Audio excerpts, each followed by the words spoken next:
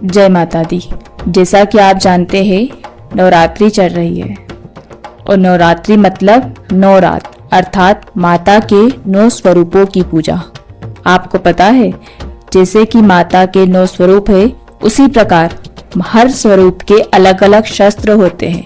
हर स्वरूप का अलग अलग अस्त्र होता है और हर ही स्वरूप का अलग अलग शक्तियां होती हैं और उसी शक्ति के अनुसार हमें माता की पूजा आराधना करना चाहिए, क्योंकि जिस दिन जो शक्ति सक्रिय होगी उसी की आराधना की जाए तो हमारी शक्ति अर्थात मनुष्य की शक्ति इहलोक से परलोक की ओर जुड़ती है तथा हम अपने आंतरिक शक्तियों का विकास करते हैं।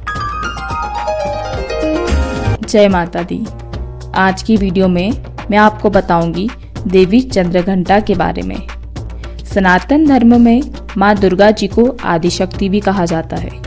उनके मुख्य रूप से 9 स्वरूप हैं, जिनकी विशेष रूप से नवरात्रि के दौरान पूजा की जाती है। माँ दुर्गा पापों की विनाशिनी है।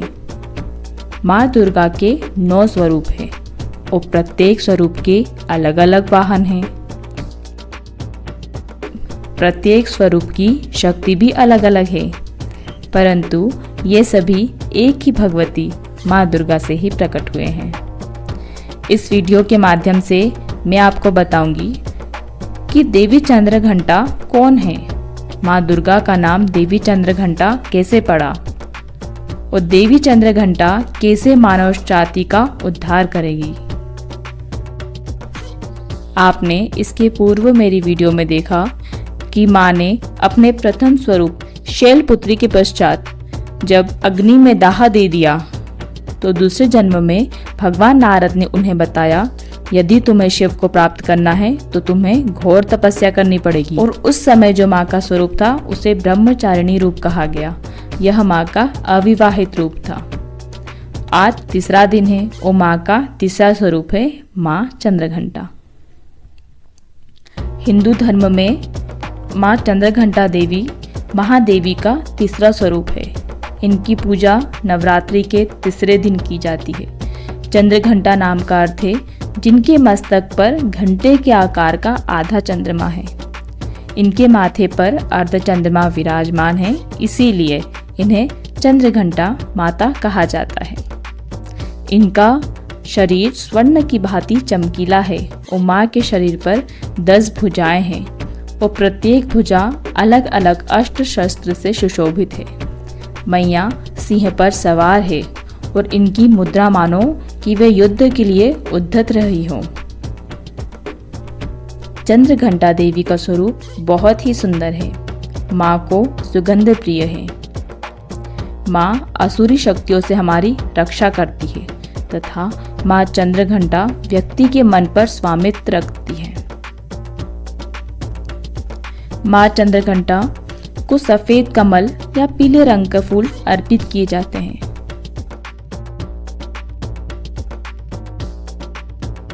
जैसा कि मैंने थंबनेल में बताया कि माँ चंद्रघंटा के दिन हमारे मानव शरीर का मणिपुर चक्र सक्रिय होता है, अर्थात इस दिन साधक का मन मणिपुर चक्र में प्रविष्ट हो जाता है। क्या आप जानते हैं मणिपुर चक्र क्या है? मणिपुर चक्र के दौरान व्यक्ति किसी कार्य को करने में अपना मन स्थिर कर सकता है। मणिपुर चक्र मनुष्य शरीर में नाभि के पीछे साइड स्थिर होता है। यह तीसरा चक्र है।